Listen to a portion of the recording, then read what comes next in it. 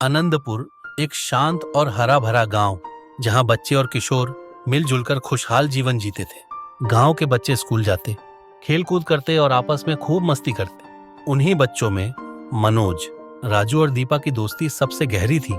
ये तीनों हर काम साथ करते थे। एक दिन स्कूल से लौटते समय मनोज की मुलाकात गांव के बाहर के कुछ युवकों से हुई।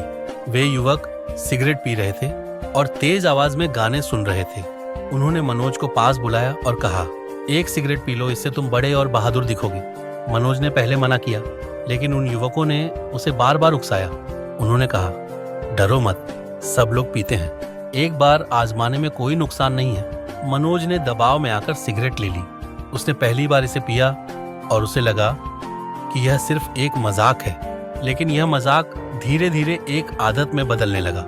मनोज को हर दिन उन युवकों के पास जाने की इच्छा होने लगी। उसने अपनी जेब खर्च का पैसा सिगरेट खरीदने में लगाना शुरू कर दिया। राजू और दीपा ने जल्दी ही महसूस किया कि मनोज बदल रहा है। पहले वह हर दिन उनके साथ खेलता था, लेकिन अब वह हमेशा बहाने बनाकर दूर रहने लगा। उसकी पढ़ाई का स्तर भी गिरने लगा। दीपा ने एक दिन मनोज से पूछा, तुम्हें क्या हो गया है? तुम पहले जैसे क्यों नहीं रहे? मनोज ने गुस्से में जवाब दिया, तुम्हें मेरी फिक्र करने की कोई जरूरत नहीं, मैं जैसा हूँ ठीक हूँ। राजू और दीपा ने तय किया कि वे मनोज को इस रास्ते से बाहर निकालेंगे। कुछ ही दिनों बाद गांव में एक स्वास्थ्य शिविर का आयोजन हुआ। यह शिविर युवाओं में बढ़ती नशे की आदतों को रोकने और उनके स्वास्थ्य को सुधारने के लिए था। शिविर का आयोजन वैद्य किशोर ने किया, जो अपनी समझदारी और अनुभव के लिए पूरे जिले में प्रसिद्ध थे।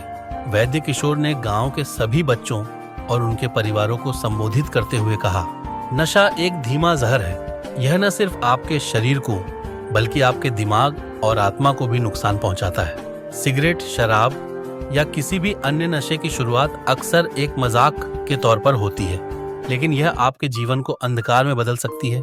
शारीरिक नुकसान, फेफड़ों की बीमारियां, हृदय की समस्या और शरीर की कमजोरी। मानसिक प्रभाव, चिंता, अवसाद और आत्मविश्वास की कमी। सामाजिक प्रभाव, परिवार और दोस्तों से दूरी, शिक्षा और करियर का नुकसान। दीपा ने शिविर के बाद वैद्य किशोर से मिलकर मनोज के बारे में बताया। उन्होंने कहा, हमारा दोस्त नशे की ओर बढ़ रहा है और हमें उसे बचाना है, आप हमारी मदद कीजिए। वैद्य किशोर ने उन्हें सलाह दी, मनोज को सीधे नशे के खिलाफ बोलने से वह नाराज हो सकता है। हमें उसे धीरे धीरे सही रास्ते पर लाना होगा। उसके अंदर सकारात्मक आदतें विकसित करनी होंगी। राजू और दीपा ने योजना बनाई। उन्होंने मनोज को क्रिकेट खेलने के लिए प्रोत्साहित किया। शुरुआत में मनोज ने मना किया, लेकिन उनके बार बार कहने पर वह तैयार हो गया। क्रिकेट खेलते समय उसने महसूस किया कि उसकी ऊर्जा बढ़ रही है और वह पहले से बेहतर महसूस कर रहा है। दीपा ने मनोज को सिगरेट के खतरों के बारे में कुछ वीडियो दिखाए और वैद्य किशोर के साथ एक निजी सत्र आयोजित किया। किशोर ने उसे प्रेरणा दी कि जीवन में खुश रहने के लिए नशा नहीं, बल्कि स्वस्थ आदतें जरूरी हैं। धीरे धीरे मनोज ने अपनी आदतें बदलनी शुरू कर दी। उसने महसूस किया कि सिगरेट उसे अंदर से कमजोर बना रही थी। उसने अपने दोस्तों से माफी मांगी और कहा, तुम लोगों ने मुझे सही रास्ते पर लाने के लिए जो किया, उसके लिए मैं हमेशा आभारी रहूंगा। मनोज ने अब अपनी पूरी ऊर्जा पढ़ाई और खेल कूद में लगा दी। उसने यह ठान लिया कि वह अपने जैसे अन्य बच्चों को भी नशे से बचाने का काम करेगा। मनोज, राजू और दीपा ने मिलकर गांव के बच्चों और किशोरों के लिए एक क्लब शुरू किया। उन्होंने इस क्लब में बच्चों को खेल, कला और अन्य रचनात्मक गतिविधियों में व्यस्त करना शुरू किया।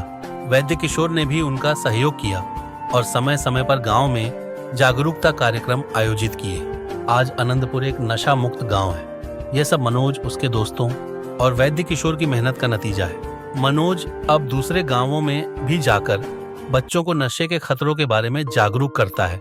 निष्कर्ष, जीवन में समस्याओं का समाधान नशे में नहीं, बल्कि अपने आप पर विश्वास और सही मार्गदर्शन में है।